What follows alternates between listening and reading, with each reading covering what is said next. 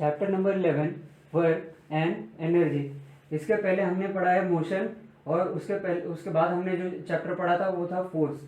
और ये जो चैप्टर है वर्क एंड एनर्जी, इसमें फोर्स और मोशन का थोड़ा कंसेप्ट लगेगा। तो मैं आपको रिकमेंड करूँगा कि आप जो फोर्स टॉपिक है और जो मोशन है आप कहीं से पढ़ लीजिएगा। तो आप अगर वो पढ़ लेंगे तो आपको ये चैप्टर थोड़ा इजी जाएगा, या थोड़ा कहीं कहीं अगर उस चैप्टर्स के कहीं कहीं कंसेप्ट यहाँ पे आएंगे तो आपको समझने में ये चैप्टर इजी पड़ेगा। और उसमें अभी इस चैप्टर में क्या क्या है, पहला टॉपिक है वर्क। वर्क होता क्या है, क्योंकि यहाँ पे work and energy he chapter का नाम है, तो पहली बात हमें पढ़नी है वर्क। और उसके बाद जो दूसरा टॉपिक हमें पढ़ना है वो है relationship between work and energy. अब वर्क क्या होता है, एनर्जी क्या होता है, दोनों का रिलेशनशिप क्या, मतलब दोनों में क्या क्या डिफरेंस है, क्या सेम चीज़ है दोनों में, वो हमें देखना है। फिर टाइप्स या फॉर्म्स ऑफ एनर्जी, फॉर्म्स या जैसे मैंने बोला था मोशन पढ़ा था हम लोग ने, मोशन में भी टाइप्स थे। फिर फोर्स पढ़ा था, फोर्स में भी टाइप्स थे। वैसे ही वर्क एंड एनर्जी चैप्टर में जो एनर्जी है, एनर्जी के भी कुछ टाइप्स होते हैं। तो पहला क्या है, पहला है मैकेनिकल एनर्जी, दूसरा है हीट एनर्जी, तीसरा है लाइट एनर्जी, चौथा है साउंड एनर्जी, एंड जो फिफ्थ है केमिकल एनर्जी। ये कुछ एनर्जी के टाइप्स है, ये पढ़ना है हमें, टाइप्स ऑफ या फॉर्म्स ऑफ एनर्जी में। उसके बाद जो एनर्जी है, ट्रांसफॉर्मेशन ऑफ एनर्जी, यहाँ पे मैं एक चीज़ बताना चाहूँगा, एनर्जी को कभी भी हम क्रिएट नहीं कर सकते हैं, या एनर्जी को हम कभी भी डिस्ट्रॉय नहीं कर सकते। एनर्जी को हम सिर्फ एक फॉर्म से कन्वर्ट कर सकते हैं दूसरे फॉर्म में। एक फॉर्म मतलब जैसे सपोज यहाँ पे मैंने मैकेनिकल लिखा है, अगर मैकेनिकल फॉर्म में मैकेनिकल एनर्जी है, मैं उसको डिस्ट्रॉय नहीं कर सकता, या उसी चीज़ को या किसी एनर्जी को मैं क्रिएट नहीं कर सकता हूँ। ये जैसे यहाँ पे मैकेनिकल एनर्जी, तो मैं इसी मैकेनिकल एनर्जी को किसी और दूसरे फॉर्म में, दूसरे टाइप में कन्वर्ट कर सकता हूँ, लेकिन उसे कभी भी डिस्ट्रॉय नहीं कर सकता या कभी भी बना नहीं सकता। ठीक है। उसके बाद जो दूसरा टॉपिक आएगा एनर्जी रिसोर्सेज। एनर्जी रिसोर्सेज मतलब हमें एनर्जी कहाँ कहाँ से मिल रही है, कहाँ कहाँ से हमें एनर्जी मिल सकता है, वो पढ़ेंगे। उसमें जो पहला टाइप है, उसमें भी दो टाइप्स हैं एनर्जी के रिसोर्सेज में। पहला है कन्वेंशनल एनर्जी, दूसरा है नॉन कन्वेंशनल एनर्जी। अभी कन्वेंशनल एनर्जी का ही दूसरा नाम है नॉन रिन्यूएबल एनर्जी, और जो नॉन कन्वेंशनल एनर्जी है उसका दूसरा नाम है रिन्यूएबल एनर्जी। जो रिन्यूएबल एनर्जी है उसमें भी कुछ टाइप्स है, उसके टाइप्स देखते हैं। सोलर एनर्जी, उसमें क्या है, सोलर एनर्जी मतलब सन से हम कैसे एनर्जी ले सकते हैं, फिर विंड से कैसे ले सकते हैं। फिर टाइडल होता है, टाइडल में आपको आगे अच्छे से समझाऊंगा।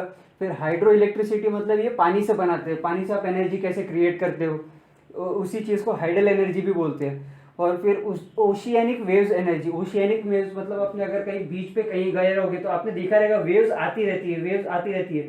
वो जो वेव्स की वजह से जो एनर्जी बनेगा वो होता है ओशियानिक वेव्स एनर्जी। उसके बाद एटॉमिक एनर्जी। एटॉमिक एनर्जी एक ऐसा एनर्जी है जो केमिकल से बनाया जाता है। और उसके बाद जो इस चैप्टर का लास्ट पार्ट होगा, जो लास्ट टॉपिक होगा, एनर्जी सेविंग, एनर्जी को हम कैसे सेव कर सकते हैं, और ग्रीन एनर्जी के बारे में कुछ थोड़ा पढ़ेंगे।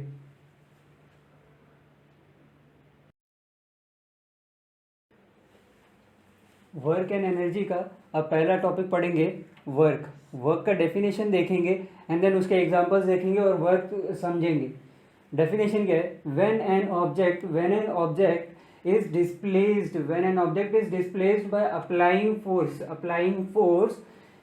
when an object is displaced by applying force on it, work is said to be done।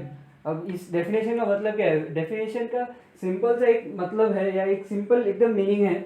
when an object is displaced, displace करना मतलब क्या, कोई ऑब्जेक्ट है, सपोज ये इसका ओरिजिनल पोजीशन है, मैंने इस ऑब्जेक्ट पे क्या किया, फोर्स अप्लाई किया, तो ये क्या हो गया, ऑब्जेक्ट अपने ओरिजिनल पोजीशन से हट गया, अपने ओरिजिनल पोजीशन से ये जो ऑब्जेक्ट था हट गया। तो मतलब क्या हो गया, ये जो ऑब्जेक्ट था वो डिस्प्लेस हो गया। वही मैंने लिखा है, when an object is displaced, जब कोई ऑब्जेक्ट डिस्प्लेस हो जाएगा by applying force on it work is said to be done. ठीक है। अब वर्क आपको समझ गया रहेगा कि वर्क होता क्या है। अगर कोई भी ऑब्जेक्ट पे, किसी भी ऑब्जेक्ट पे अगर आप फोर्स लगाओगे और वो ऑब्जेक्ट डिस्प्लेस हो जाता है, अपनी जगह से हिल जाता है, तो वो क्या होगा, वहां पे वर्क डन हुआ है ऐसा कहेंगे। अब उसके एग्जांपल्स देखते हैं वर्क डन के। पिकिंग अप अ बैग, जैसे आप अपना स्कूल का बैग है या कोई भी बैग है, आप जब उसको उठाते हो, आप जब उसे उठाते हो तो क्या करते हो, आप अपने आप फोर्स लगा रहे हो, आप क्या कर रहे हो, आप जो उसका बैग का जो भी पार्ट पकड़ोगे आप उसको पकड़ के खींच रहे हो। तो खींच रहे हो मतलब कि आप ऊपर की तरफ फोर्स लगा रहे हो, तो वो क्या हो रहा है, ऑब्जेक्ट डिस्प्लेस हो रहा है, तो मतलब वहां पे क्या हो रहा है, वर्क डन हो रहा है वहां पे। पुलिंग एन ऑब्जेक्ट, जैसे मैंने वर्क को, जैसे कोई ऑब्जेक्ट है, ठीक है, मुझे क्या करना है, उसको खींचना है। जैसे मैंने यहाँ पे एग्जांपल दिया था बैग को, बैग को तो हम लोग ऐसे खींच रहे थे, या कोई हॉरिजॉन्टल बैग क्या कर रहे थे, हम ऐसे खींच रहे थे बैग को। अब जो ऑब्जेक्ट होगा, सपोज वो हॉरिजॉन्टली रखा है, ऐसे रखा हुआ है, मुझे ऐसे खींचना है, किसी ऑब्जेक्ट को ऐसे खींचना है, तो क्या करूंगा, मैं यहाँ पे रस्सी बांधूंगा और इस ऑब्जेक्ट को ऐसे ऐसे खींचने का ट्राई करूंगा।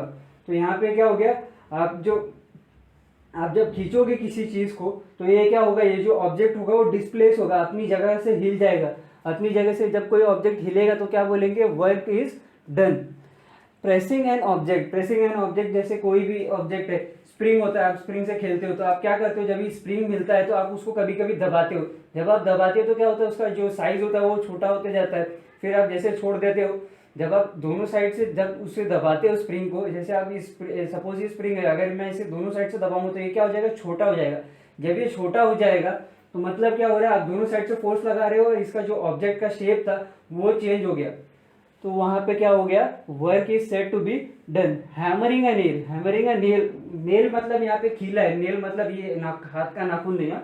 हैमरिंग अ नेल, जो खीला होता है, सपोज मुझे इसी ऑब्जेक्ट को, या ये खीला है, अगर इसे मुझे यहाँ पे अंदर ठोकना है तो ये क्या करूंगा, यहाँ पे ये जो हैमर होगा, हैमर से मैं इस पे हैमरिंग करूंगा। जब ये किसी चीज को किसी पे मारते हैं ना तो हैमरिंग बोलते हैं, हथौड़े को नेल पे या हथौड़े को मारते हैं तो उस प्रोसेस को हैमरिंग बोलते हैं। मैं क्या करूंगा, इस पे मारूंगा मारूंगा, तब क्या होगा, यहाँ पे मैं फोर्स लगा रहा हूँ, तब ये जो नेल होगा ये इसके अंदर जाएगा या वॉल के अंदर जाएगा, या किसी भी चीज के अंदर क्या होगा, वहां पे नेल जाएगा। तो मतलब क्या हो गया, पहले सपोज ये इस पोजीशन पे था, यहाँ से यहाँ तक इतने डिस्टेंस पे था, अब मैं इसको हैमर करूंगा तो शायद थोड़ा अंदर जाएगा, और हैमर करूंगा तो और अंदर जाएगा। मतलब क्या हो रहा है, वो जो ऑब्जेक्ट है वो अपना क्या कर रहा है, पहली बात तो डिस्प्लेस हो रहा है, बाय अप्लाइंग फोर्स हो रहा है। इसका मतलब क्या हो रहा है, work is said to be done. अभी तक हमने पढ़ा है वर्क। अब उसका कुछ दो इंपॉर्टेंट पॉइंट्स है, दोनों इंपॉर्टेंट पॉइंट्स में से मैंने पहला लिखा है, पहले को देख के समझेंगे एंड देन उसके बाद हम लोग दूसरे पे जाएंगे। More work is done for the same displacement. यहाँ पे क्या बात किया है, पहली बात तो वर्क की है, और वर्क का क्या लिखा है, वर्क मोर वर्क, पहली बात तो ज़्यादा वर्क की बात की है। यहाँ पे क्या लिखा है, is done for the same displacement, displacement कैसा है, सेम है। When more force is applied, जब ज़्यादा फोर्स अप्लाई करोगे टू डू द वर्क, अगर कोई काम करने के लिए आप ज़्यादा फोर्स अप्लाई करोगे सेम डिस्प्लेसमेंट में, तब क्या होगा, वो वर्क वहाँ पे जो होगा वो ज़्यादा होगा। इसी चीज़ को मैंने यहाँ पे इस बॉक्स में लिखा है। डिस्प्लेसमेंट क्या है यहाँ पे, पहली बात तो डिस्प्लेसमेंट सेम है। अब जब आप ज़्यादा फोर्स लगाओगे तो ज़्यादा वर्क डन होगा। जैसे मैंने यहाँ पे एग्जांपल लिया है, यहाँ पे क्या, ये जो दोनों रेड से मैंने ड्रॉ किया है, वहाँ पे क्या लिखा है, उस रेड कलर से मैंने क्या लिखा है, डिस्प्लेसमेंट लिखा है। तो यहाँ पे जो रेड कलर से जितनी भी चीज़ लिखी हुई है ये दोनों में, तो वो क्या है, डिस्प्लेसमेंट है। तो डिस्प्लेसमेंट क्योंकि सेम है, ठीक है। अब मैं यहाँ पे क्या करूँगा, ये ऑब्जेक्ट है, ये जो पहला ऑब्जेक्ट है पहला डायग्राम में, ये है एम्प्टी ऑब्जेक्ट है, EMPTY, पहली ऑब्जेक्ट है वो एम्प्टी है, और ये दूसरा जो ऑब्जेक्ट है ये फील्ड है, ये भरा हुआ है, ठीक है। या इसको मैं ऑब्जेक्ट की जगह पे मैं बॉक्स बोल देता हूँ, ये खाली बॉक्स है और ये फील्ड बॉक्स है। तो अब ये क्या होगा, अब ये जो, क्योंकि ये बॉक्स खाली है तो मैं यहाँ पे कम फोर्स लगाऊंगा तो भी मैं यहाँ पे ये जो ऑब्जेक्ट है यहाँ तक मेरा पहुँच जाएगा। यही ऑब्जेक्ट है, अगर मैं उतना ही फोर्स लगाऊंगा तो ये ऑब्जेक्ट यहाँ तक पहुँच पाएगा क्या, यहाँ तक, अगर इस ऑब्जेक्ट को मुझे यहाँ तक पहुँचाना है उतने ही फोर्स में, अगर मैंने कम फोर्स लगाया तो ये ऑब्जेक्ट यहाँ तक पहुँच पाएगा नहीं। तो यहाँ पे क्या करना पड़ेगा, मुझे ज़्यादा फोर्स लगाना पड़ेगा। जब ज़्यादा फोर्स लगाऊंगा तब ये क्या होगा, ये ऑब्जेक्ट यहाँ तक पहुँचेगा।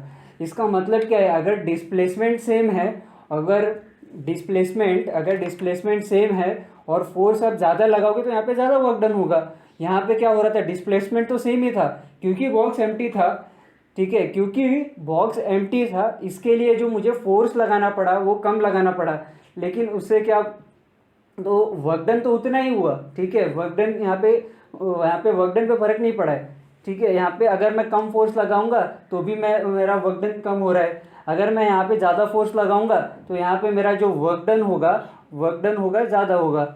ठीक है, आप आई होप कि आप ये समझ गए होंगे। अब जो दूसरा स्टेटमेंट लिखा है यहाँ से यहाँ तक का, वो यहाँ पे मैं बताता हूँ। If the same force is applied for more displacement, अगर सेम फोर्स अप्लाई किया गया है for more displacement, more work is done. ठीक है, यहाँ पे क्या लिखा है, इफ सेम फोर्स, पहली बात तो फोर्स की बात की गई है, क्या है, फोर्स है सेम, मोर डिस्प्लेसमेंट, ज़्यादा डिस्प्लेसमेंट की बात की गई है, डिस्प्लेसमेंट है ज़्यादा, तब क्या होगा, मोर वर्क इज डन, तब क्या हो रहा है, जो वर्क डन है वो ज़्यादा है। अब यहाँ पे इस एग्जांपल से समझता हूँ। ठीक है, ये एक जगह है या एक मैं बोल दूँ हॉरिजॉन्टल लाइन है जहाँ पे आपको चलना है, या ठीक है, यहाँ पे कुछ ऑब्जेक्ट रखा है, इस ऑब्जेक्ट को मैंने क्या बोला, आपको सेम फोर्स लगाते रहना है, कंटिन्यूअसली आप फोर्स लगाते रहोगे। अब जब मैं इस ऑब्जेक्ट की जगह पे मैं इस पेन को लेता हूँ, अगर इस पेन पे मैं फोर्स लगाते रहूंगा तो ये क्या हो रहा है, ये जो ऑब्जेक्ट हो रहा है वो डिस्प्लेस हो रहा है ना। ऑब्जेक्ट जब डिस्प्लेस हो रहा है, अगर मैं कम फोर्स लगाऊंगा तो ये यहीं पे रुक जाएगा, अगर मैं ज़्यादा फोर्स लगाऊंगा तो ये ऑब्जेक्ट जहाँ पे पहले था वहाँ से और ज़्यादा जाएगा। लेकिन यहाँ पे क्या हो रहा है, फोर्स यहाँ पे सेम रहेगा। ठीक है, अगर मैं कम देर तक फोर्स लगाऊंगा तो ये थोड़ा कम जगह लेगा, अगर मैं कंटिन्यूअसली फोर्स लगाते रहूंगा तो ये क्या हो रहा है, ऑब्जेक्ट ज़्यादा डिस्प्लेस कर रहा है। जब ऑब्जेक्ट ज़्यादा डिस्प्लेस कर रहा है तो मतलब क्या होगा, ये जो वर्क डन होगा वो ज़्यादा होगा। ठीक है, अभी इसी एग्जाम्पल को देखता हूँ अच्छे से, अभी मैं यहाँ पे बताता हूँ। ठीक है, अब इस ऑब्जेक्ट को मुझे क्या करना है, इस डायरेक्शन में पुश करना है, तो इस डायरेक्शन में पुश करना है, मुझे यहाँ से फोर्स लगाना पड़ेगा, क्यों, ये ऑब्जेक्ट है, आप ऑब्जेक्ट के पीछे लगाओगे फोर्स तभी तो वो चीज़ आगे जाएगी। ठीक है, वैसे ही इसी ऑब्जेक्ट को अगर मैंने, ये डिस्प्लेसमेंट जो है फिक्स नहीं है, डिस्प्लेसमेंट चेंज होता रहेगा। ठीक है, अगर यहाँ पे मैंने कम फोर्स लगाया रहेगा या कम टाइम के लिए फोर्स लगाया रहेगा, फोर्स तो सेम ही रहेगा, कम टाइम के लिए फोर्स लगाऊंगा तो ये जो ऑब्जेक्ट होगा वो सपोज यहाँ तक पहुँचा। ठीक है, अभी यही ऑब्जेक्ट है, इसी पोजीशन से वापस शुरू से मैं फोर्स तो उतना ही लगा रहा हूँ, लेकिन कंटिन्यूसली लगाते जा रहा हूँ, मुझे पता नहीं कि मुझे कहाँ तक जाना है। अगर मैं कंटिन्यूसली फोर्स लगाते जा रहा हूँ तो मेरा जो डिस्प्लेसमेंट होगा वो भी ज़्यादा होगा। तो अगर डिस्प्लेसमेंट ज़्यादा होगा तो क्या होगा, वर्क डन भी ज़्यादा होगा।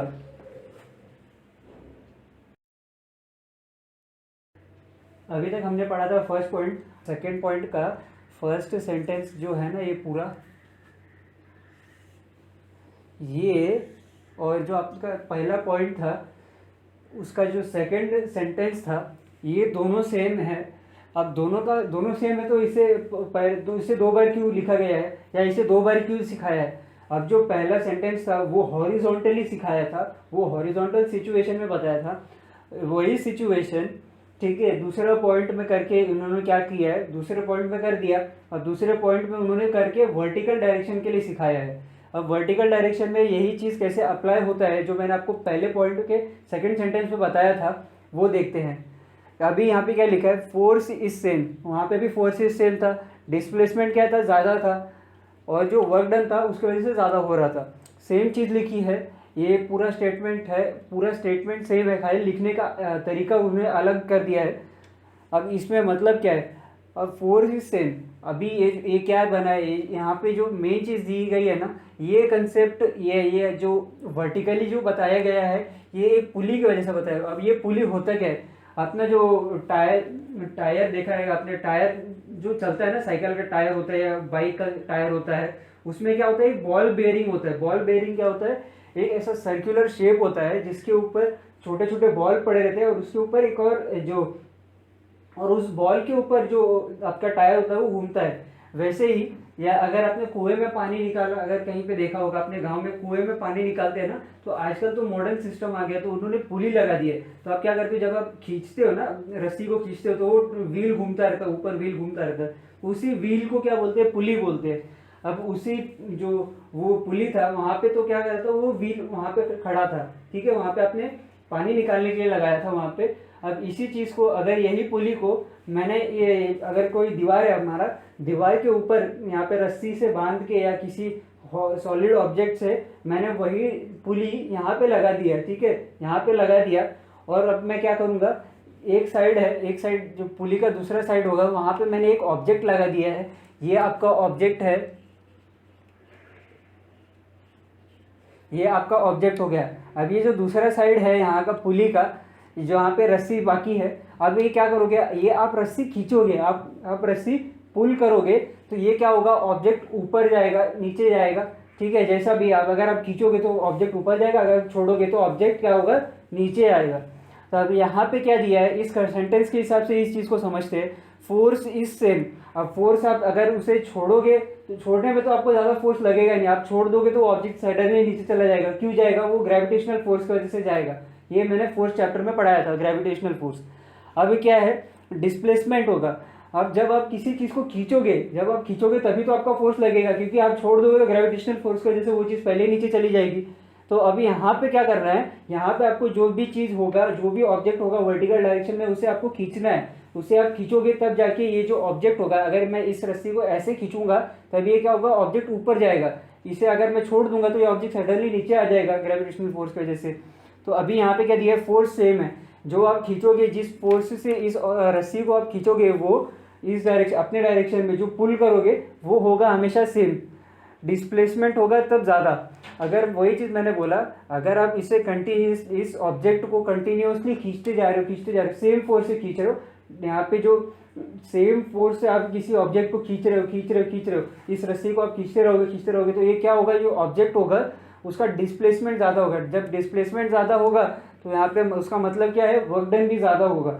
और वही चीज़ मैंने वहाँ पे कैसे बताया था, अगर कोई ऑब्जेक्ट है, इसे मैंने सेम डिस्प्लेसमेंट या सेम फोर्स से धक्का दे रहा हूँ, मैं इस डायरेक्शन से इस ऑब्जेक्ट को सेम फोर्स से धक्का दूंगा, तो इसका जो डिस्प्लेसमेंट होगा वो क्या होगा, डिस्प्लेसमेंट ज़्यादा होगा। जब डिस्प्लेसमेंट ज़्यादा होगा तो वर्क डन भी ज़्यादा होगा।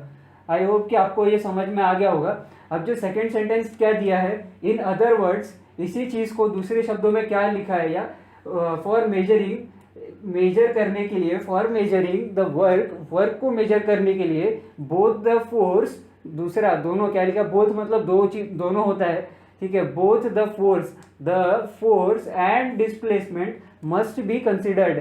जब भी इसका, ये सेंटेंस का मतलब क्या है, सेकेंड सेंटेंस का, कि जब भी आपको जब भी आपको वर्क कैलकुलेट करना पड़ेगा ना, या जब भी आपको वर्क कैलकुलेट करना होगा, तब आपको क्या कंसिडर करना है, फोर्स भी कंसिडर करना है और डिस्प्लेसमेंट भी कंसिडर करना है। कि इसी चीज़ को मैंने यहाँ पे लिखा है, देखिए आप, ये जो फोर्स है, जब भी आपको वर्क डन कैलकुलेट करना पड़ेगा या वर्क डन कैलकुलेट करना रहेगा आपको, तब आपको क्या करना है, डिस्प्लेसमेंट को भी कंसिडर में लेना है, डिस्प्लेसमेंट कैसा हुआ है, और फोर्स आपने क्या अप्लाई किया है, फोर्स और डिस्प्लेसमेंट, आपको दोनों पे ध्यान दे के आप हमेशा वर्क डन निकालोगे।